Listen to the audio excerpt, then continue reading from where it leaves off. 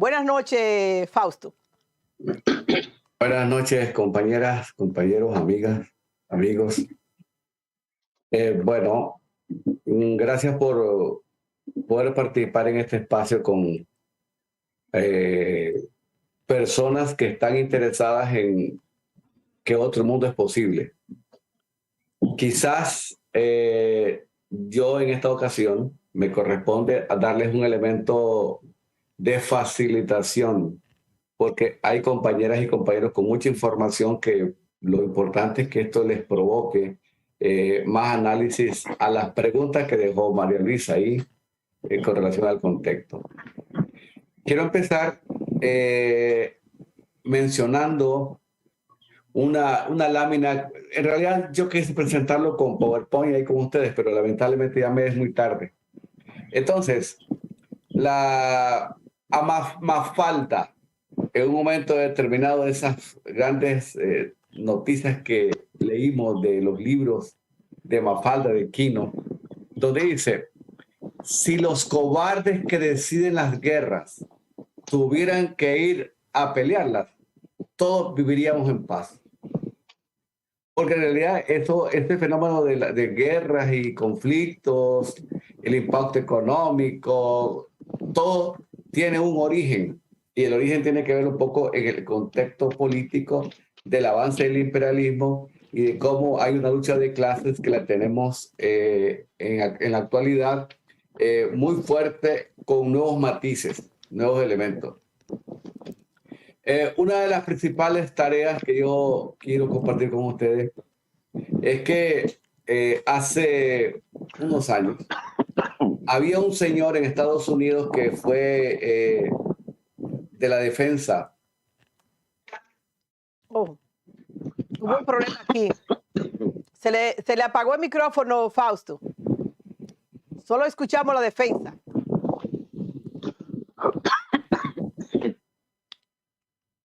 El micrófono.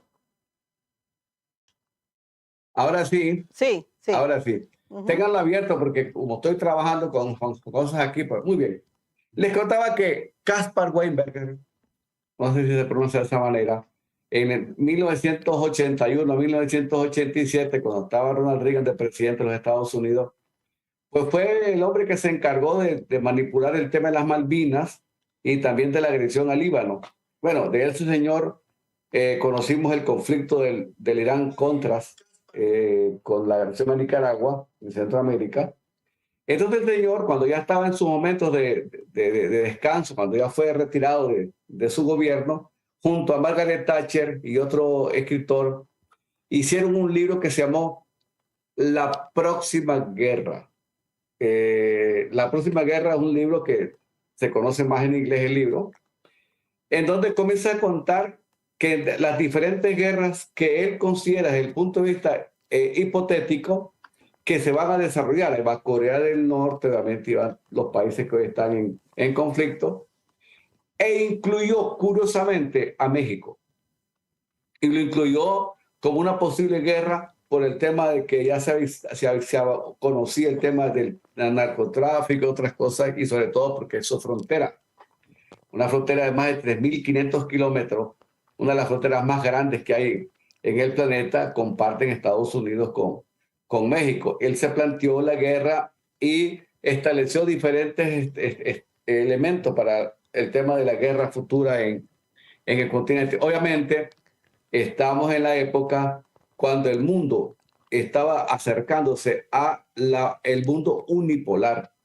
Ustedes saben que el mundo multipolar o bipolar finaliza en 1991, cuando desafortunadamente este señor Mikhail Gorbachev firma con Reagan un acuerdo y se desmorona la Unión Soviética en el gobierno de Reagan y Thatcher. Y entonces pasa fuertemente a ser el mundo unipolar, que trabajó hasta hace pocos días porque ya está en crecimiento, un nuevo mundo, un nuevo orden mundial. Ustedes saben que en 1973-71, cuando Richard Nixon fue a China, cuando Mao Zedong ya estaba teniendo crisis con la Unión Soviética, Entonces los Estados Unidos vieron que era una gran oportunidad de acercarse a China, y en los años 70, en 1971, Richard Nixon llegó a China, y el embajador de China, de Estados Unidos en China en esos años, era George Bush padre. Tengo entendido que era él. Él era el embajador y se estaba creando todo un sistema de relaciones y todo un sistema de amistades, mientras la Unión Soviética se destruye en 17 repúblicas y solo queda Rusia sola con algunos aliados cercanos, porque la Unión Soviética se desmantela y el mundo pasa a ser controlado únicamente por Estados Unidos, por el actual imperio. Entonces, estas relaciones de Estados Unidos con China fueron avanzando de manera gradual. Los chinos aprovecharon, después de la muerte de Mao Zedong con Deng Xiaoping, a lanzar toda una campaña de formación, de intercambio del Estado socialista, de trabajar como capitalistas para distribuir como socialistas, toda esa conjetura que ya ustedes conocen. Y es hasta el año 2005, 2007, 2009, cuando el gobierno de los Estados Unidos crea el famoso G2, que el G2 no es nada más y nada menos por Bernstein y otros aliados que tenían ahí en Estados Unidos, la unidad entre Estados Unidos y China. Esa unidad ya estaba desarrollándose, y es cuando llega Obama que comienza a irse separando un poco, y después del gobierno de Obama y del que continúa, que es Trump, creo, terminan entonces lanzando a China a unirse a Rusia, y perdieron ese contacto, porque comenzó el tema del conflicto, del peso económico que estaba sosteniendo China en relación al imperio, los Estados Unidos. Ya la Unión Europea estaba siendo bastante golpeada también. Y entonces es en ese momento que ellos van perdiendo China, y China se va acercando más al nuevo directivo de Rusia, que es Putin. Recuerden ustedes que tanto Gorbachev como el otro señor fueron un caos en la Unión Soviética y después en Rusia. Entonces ya Putin comienza a recuperar ese espacio perdido y se va aproximando más hacia China. Por eso ustedes ven ahora que las noticias de esa alianza entre Vladimir Putin y Xi Jinping son profundas, porque el 24 de febrero del 2022 se rompe ya el tema del nuevo orden mundial con la guerra de Estados Unidos a Rusia a través de Ucrania, y continúa después, en marzo de este año, la alianza de Xi Jinping con Irán y con Arabia Saudita. Esa alianza es estratégica en el 10 de marzo. Entonces, la ruta de la seda que está creando Xi Jinping está avanzando fuertemente en América Latina, y sobre todo en los países de África y del Medio Oriente y parte de Europa. Hay que recordar que la Unión Soviética, ahora Rusia, la Rusia actual, es la que tiene el control energético y de petróleo en la región. Por eso es que los Estados Unidos lanzan bloquear los canales de energía que tenía Rusia con Alemania. Entonces, este contexto va cambiando, pero yo quiero decirles a ustedes que algunos analistas comentan que estamos viviendo un nuevo orden de la Guerra Fría. La Guerra Fría que como nosotros conocimos, y que los últimos disparos se dieron aquí en Nicaragua en el 80, ya antes del 91 que pierde Rusia. Esa Guerra Fría que colapsó va generando una nueva, que es la que actualmente vivimos, pero que ya su sistema de guerra ya no es la guerra convencional, sino que las famosas guerras híbridas. Y en este caso, que esta Guerra Fría, que nace después de la Segunda Guerra Mundial, esta guerra está tomando otros factores, otros fenómenos. Hay que entender de que este señor, Caspar Weinberger, comenta en su libro que la idea ya no es que Estados Unidos use las Fuerzas Armadas de Estados Unidos, sino que use a otros grupos a otras personas. Ya es el contexto de la Guerra Fría. Y de esa manera, entonces comienzan a hacer todo un trabajo de inteligencia. Y es así cuando aparece un gran político que recientemente murió hace como 3 años, que se llama Gene Sharp, Gene Sharp, que es el señor que se encarga de estar presente en el conflicto de China en la Plaza Tiananmen, más o menos en 1989 por ahí, y que después comienza a dar todo el seguimiento con su teoría política de lo que se llamó la Revolución de Colores, la Primavera Árabe y los golpes blandos, el de Honduras, el de Paraguay, la salida de Dilma Rousseff de Brasil, el golpe blando que se vuela a Evo Morales de Bolivia, que intenta quitar a Maduro del gobierno y también intenta quitar a Daniel Ortega del gobierno. Todo eso son estrategias que se llama cómo sacar a las dictaduras de los gobiernos. Eso es lo que escribe Gene Sharp, que es presidente de la Fundación Albert Einstein. Entonces, este señor, que era un agente de la CIA y que estuvo preso por no ir a la guerra de Corea, retomó las palabras de Gandhi sobre la no violencia y la transformó a la manipulación mental. Y aprovechando que estamos en la época de las redes sociales, cualquier noticia es posible, la gente se las cree. Muchos se creyeron cuando Colin Powell enseñó una muestra de que en Irak habían armas nucleares y terminaron con una alianza de otros países quebrantando al pueblo de Irak. Y lo mismo le pareció al pueblo de Libia. Entonces, todo esto obedece a una estrategia muy internacional. Hay una señora que se llama, una señora actualmente que es del Departamento de Estado, que se llama creo que Victoria Nuland. Esa señora era que ella estaba directamente en el 2014 en el conflicto cuando quitan al presidente de Ucrania y nombran a este fascista de Zelensky. Entonces, todo está organizadamente a la luz de lo que plantean estos sistemas de violencia que nosotros conocemos. Entonces, es evidente que la idea es lo que se habló en el 1904. Hay un señor de Inglaterra que se llamó, se le conoce como la teoría de Mackinder. Decía el señor que quien controlara Euroasia controlaba el corazón del mundo. ¿Qué significa Euroasia?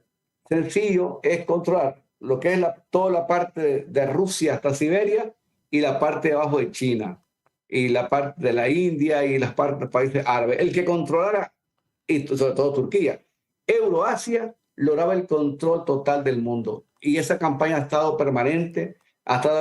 Entonces, en la lógica del imperio norteamericano es destruir a la Rusia que se fue recuperando con Vladimir Putin, pero que cometieron el error de acercarse a alejar a China, y China se comenzó a acercar más a Rusia. Como estamos hablando de la historia, y yo quizás lo voy a hacer un poco desordenado porque voy tocando aspectos actuales y aspectos históricos, hay un elemento muy importante después de la Segunda Guerra Mundial, cuando nace la Unión Soviética y el mundo era bipolar. Es en este momento cuando se fortalecen los sistemas de inteligencia y se le da mucho realce a dos grandes bloques. Al bloque de los países socialistas que estaban en el CAME y en el Pacto de Varsovia, pero por otro lado a la OTAN con Europa bajo la dirección de Estados Unidos y de Canadá. Entonces, aquí nace un nuevo elemento que nosotros ya era viejo, pero ahora tiene mucha energía, y es la anglósfera. La anglósfera es esa alianza anglófona que componen Estados Unidos, Canadá, Australia, Nueva Zelanda y el Reino Unido, que estos 5 países que se les conoce como la anglósfera tienen un programa que se llama Programa Echelon, que es el programa de los 5 ojos. Toda la inteligencia política y militar descansa sobre la anglósfera, de todo lo que es redes sociales, telefonía, celular, todo eso está bajo control de la anglósfera. Y muchos de los países que nosotros vivimos somos satélites de esa anglósfera.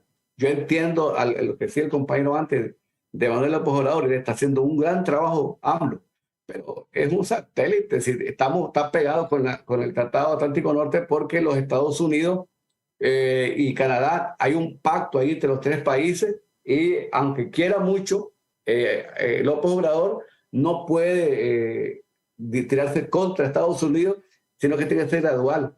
Lamentablemente para los gringos el hombre está más tirando hacia una posibilidad de entrar a los BRICS, que es la potencia que se va desarrollando, que es la potencia de Brasil, Rusia, India, China y Sudáfrica. Ojo, probablemente en los próximos días aparezca Lula en una reunión por China.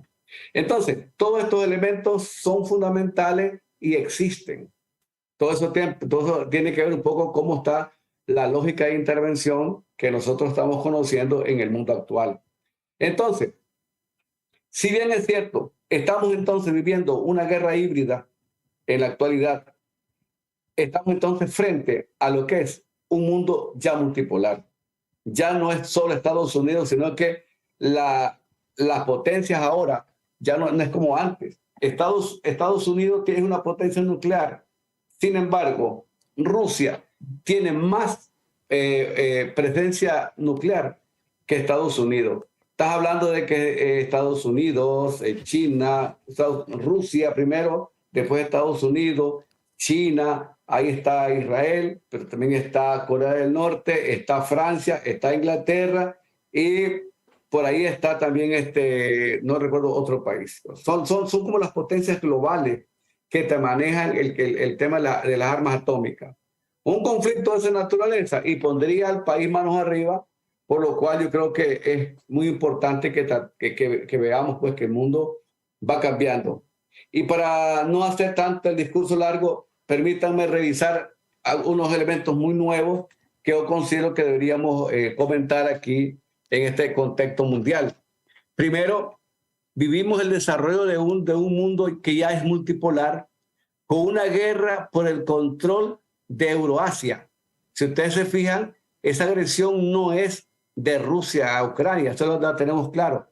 Es donde va perdiendo la OTAN, Rusia está arriba en el contexto y ya el dólar está en riesgo porque el yuan de China está agarrando más al realce con el rublo. Entonces hay un nuevo cambio que está perdiendo Estados Unidos y sobre todo quien va más mal es el euro de la Europa. Estamos viviendo lo que en la Universidad de Harvard algunos docentes llaman la trampa de Tucídides, como cuando la guerra del Peloponeso de Atenas y Esparta, comparado en el tiempo actual de China y Estados Unidos, en donde lo más probable es que la potencia de China, si logra tener más control, al final podría entrar en un mejor momento internacional. Y además estamos viviendo eso que dije yo, la teoría de Mackinder, quien controla Euroasia, controla el mundo, y Euroasia más bien ahora pasó a ser un G2 entre China y Rusia. La otanización del planeta, el problema de la guerra es la crisis alimentaria, ambiental y la pandemia. Esos tres elementos estuvieron presentes y en ese contexto nosotros creemos que ahora la pandemia dejó al desnudo el sistema político, pero hay peligro de una crisis alimentaria, porque tanto Rusia como Ucrania son grandes productores de los cereales y sobre todo de los químicos para la agricultura. Entonces ahí se va a ir generando un conflicto que ya está determinado por la FAO, Naciones Unidas, de que podrían haber crisis alimentarias. Entonces, América Latina es un continente, una región continental en movimiento. Creo que el avance de China ahora es importante. Honduras, hasta hace unos días, estaba en alianza con China-Taiwán. Y anda una delegación de Honduras, de la presidenta Xiomara Castro, buscando ya la alianza. Ya China-Taiwán está retirando su embajada de Honduras y ya Centroamérica tendría presencia china en Panamá, Costa Rica, Nicaragua, El Salvador y Honduras. Solo nos queda libre, en teoría, Guatemala y Belice. Entonces ven ustedes que la geopolítica va cambiando, virando más hacia la parte de Euroasia. Y eso es importante si queremos hacer un análisis más a fondo de cómo está el contexto internacional. Obviamente seguirán los conflictos. Las izquierdas también tienen sus dificultades. Hay izquierdas de izquierda, que ese tema no lo vamos a abordar, pero si hay preguntas lo podríamos tocar. Entonces, hay un autor que se llama Nicolás Taleb, que escribió un libro que se llama Antifrágil, que lo escribió y que se puso de moda cuando estaba la pandemia. El mundo podíamos morirnos, pero entonces el antifrágil era el cisne negro de probabilidades de recurrencia que pudiesen ocurrir, pero que al final nos preparaba para anticiparnos a ese conflicto.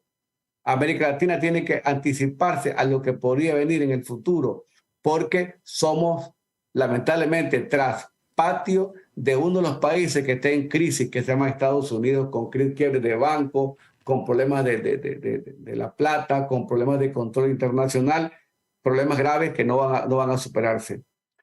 Vivimos una geopolítica del caos y nuestras tareas es luchar por un mundo libre y en paz contra la injerencia extranjera, y desde la patria grande, América Latina y el Caribe, debemos construir una zona de paz, que fue lo que se estableció en la CELAC, crear la zona de paz, y ese es el rol de nosotros en América Latina.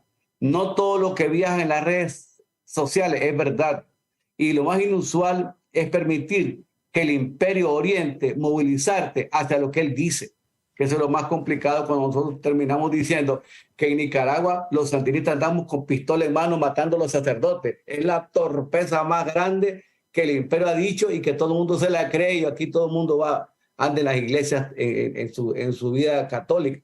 Ustedes saben que los pueblos de América Latina escondimos nuestra tradición indígena en los católicos que llegaron con los franciscanos, con los dominicos. Nosotros seguimos manteniendo nuestros dioses históricos, pero convertidos en la Virgen María, en el Machimón, en el San Simón, en todos esos santos. Entonces, el catolicismo es muy profundo aquí. En cambio, la anglófera es protestante. Entonces, nosotros tenemos unas condiciones aquí que no andamos con la metralleta matando obispos. Sin embargo, el imperio dice eso y la gente termina repitiéndolo, y muchas veces hasta la izquierda lo repite, que es lo peor. Entonces, todo lo que viaja por las redes sociales no es verdad. Igual, Colin Powell presentó una muestra de un líquido blanco y dijo que había bombas atómicas en Irak y se fueron a matar al hombre ya, a Saddam Hussein. Entonces, es la hora de demostrar que las grandes tareas solo es posible en medio de la tormenta inicial, y nosotros estamos en un momento de mucha formación política e ideológica en América Latina, y gracias a estos esfuerzos que ustedes hacen en estos medios para poder aclarar cómo es el contexto a nivel internacional. Yo creo que este pequeño comentario que hice es para provocar preguntas y respuestas, y sobre todo reflexiones que ustedes como compañeros pueden dar en este trabajo que estamos haciendo. Recuerden que nosotros estamos siempre trabajando la patria grande, y la patria grande se trabaja con los aliados que también tenemos allá en el corazón del imperio, que son muchos y que también tienen una visión diferente a lo que las redes sociales dicen en el mundo. Cambio. Gracias, Fausto, por la intervención muy interesante.